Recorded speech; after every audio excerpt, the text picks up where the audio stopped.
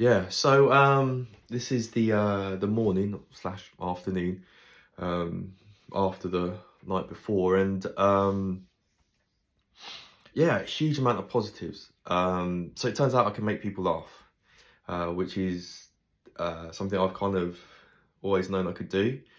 But I think the art, the actual art, is trying to get people to laugh at the things I want them to laugh at, and not just laugh at me being a buffoon. Because like just me being like kind of myself. Apparently, people laugh at that a lot, and that happens in real life. That happens in my everyday life generally. So I shouldn't really take that as a surprise, but overall, it was a really, really kind environment, and yeah, there's like a certain like kind of mini prize, which isn't really the aim of the night, and yeah, so at the end they kind of get the acts that had the best response back on stage, and then you cheer for the one that you kind of thought was the best. And yeah, like um, in my head, like the way that I think generally, uh, it goes from I'm either going to be the very worst there, or I'm going to be the very best, and I'm going to absolutely smash out of the park, or I'm going to be so bad that, um, yeah, just like like notoriously horrendous. Um, but yeah, like all things, it kind of turned out that I was in the middle. And so that was quite good. There were loads of positives to kind of take from it from a personal point of view. Kind of seeing other acts, seeing other people at like kind of the very start of their careers as well. And it was literally for myself and for a few others making that step to kind of go, oh yeah, I'm a stand-up comedian. Have you actually done stand-up? Well, now I have. So that was kind of like the whole main point of it. And the fact that I did it, the fact that I kind of stood up in front of people I didn't know, and they laughed and they were quite responsive, and it was quite liberating. But yeah, today, um, I kind of have that kind of post adrenaline come down, and feel a little bit flat, or did feel a little bit flat. It might have been the two custard donuts I decided to have for breakfast. But I think it's because there's a similar feeling that I get from when I've done a play, and that is you put an awful lot of energy into something. You put a lot of like kind of passion and a lot of rehearsal time, a lot of thought into what you're doing, and you're kind of creating this moment. But then once that moment's passed, unlike a kind of a painter or a sculptor, you don't have like a kind of a physical artifact after the event. And yeah, like someone can take a photo, or maybe video record or whatever. But there's no real kind of like something to kind of look at it and go, yeah, that was really good. It's just a moment in time, and I think it's just maybe the way my brain processes things, but it very much forgets stuff. And so I can have like the best memories in the world, but sometimes I just can't remember them.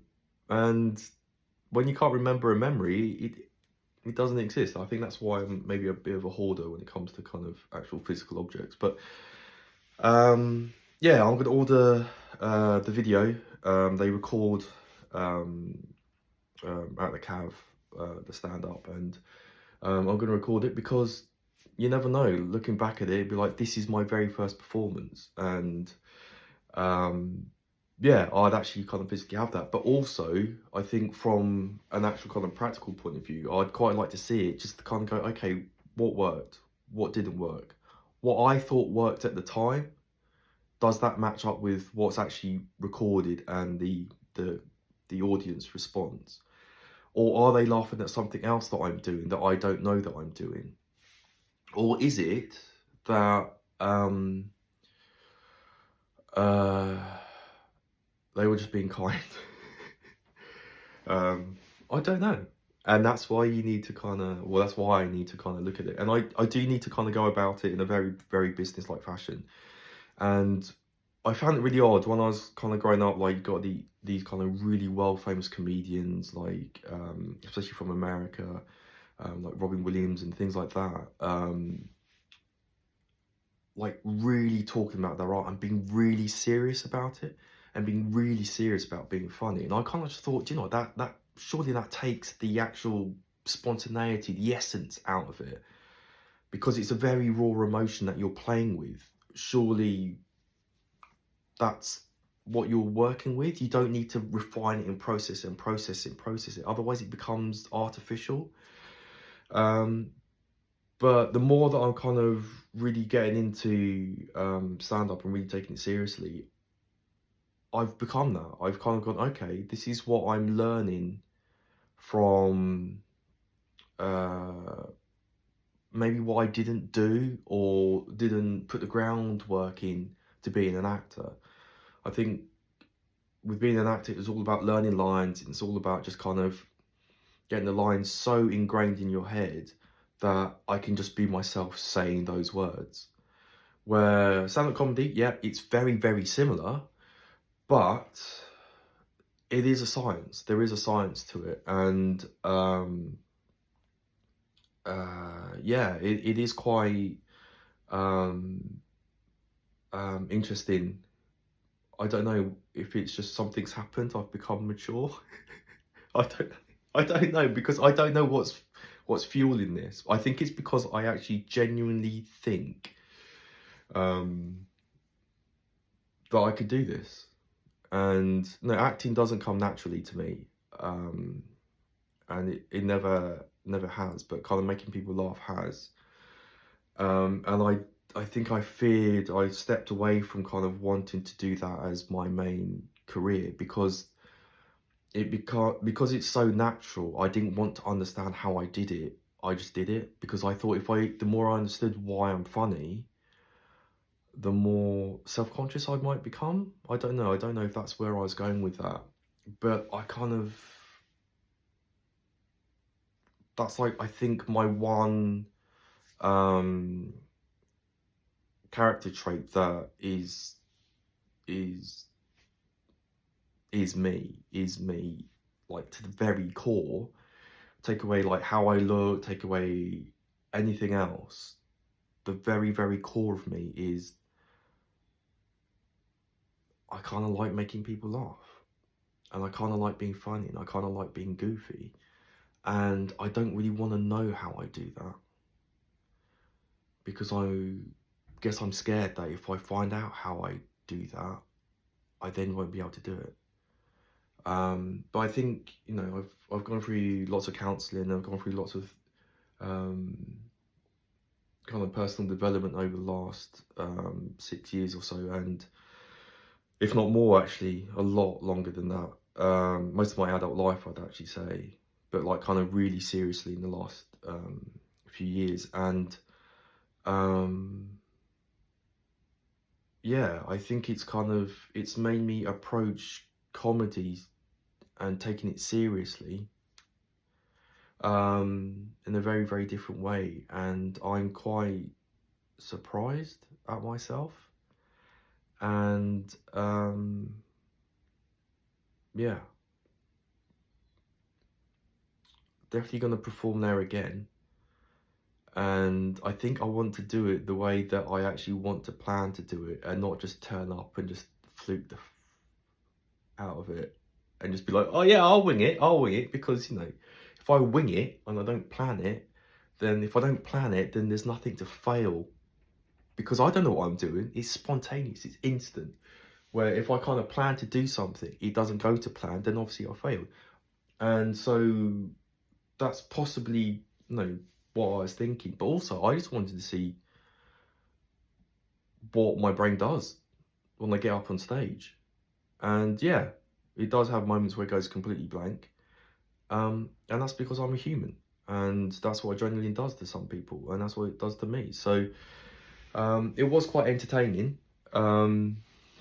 to do it, and the fact that I did it, and yeah, um, I didn't faint, I didn't vomit, I didn't fall over. I remembered some things I wanted to say, even though, like I say, it wasn't planned. I had a rough idea of like, all right, these are 3 topics I want to talk about. Not specific jokes, but these are 3 topics I want to talk about. And one of them was coming on stage pretending I was Scouse. I don't know why. I just thought, I'll pretend I'm Scouse. And I'll pretend that, it was quite meta that I've made it onto the stage in London. And like, it was like amazing. Like, I'm in London. Oh my God, I'm in London. And yeah, look, I've made it in the big city. And then there was going to be like loads of stuff coming off of that, which just in the moment disappeared. But it's okay, because that's what I needed to find out. I needed to find out what sticks in the moment and what is something that I kind of need to rely on, so yeah. Actually, when I started making this video, 11 minutes ago, I was a bit bummed. Like I say, it was all to do with like literally having nothing to show for it. Like, oh, I've done it now. Okay, I've taken a picture, but that's it. Like, I've got nothing. Like, but actually, do you know what? Yeah, there is a lot to take from that, from last night, and yeah, I met a few people on the way, and yeah, some of them were like really positive. Actually, no, that's wrong. All of them were positive, but some of them were more positive than just being nice to you, and that was encouraging. And that, no matter how negative or depressed I feel in the future when it comes to kind of bad performances and stuff, I will always have that, because, do you know, it wasn't just like, oh, well done, you did your first gig, well done, oh yeah, well done, it's always hard the first time, you did well, you didn't vomit, you didn't faint or whatever.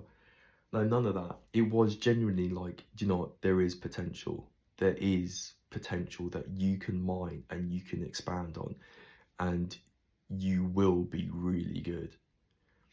And, when people kind of say that to you, that you have no idea who the hell they are, and they've literally only seen you on stage for like 5.5 minutes, that is really encouraging. And yeah, really happy. Although also quite annoyed, because I don't really know why I didn't do this when I was 22. I am now thinking I've just wasted 20 years. Doesn't matter. I've started now, so yeah. But at least I've started. But yeah. Yeah, good. Yeah, it was good.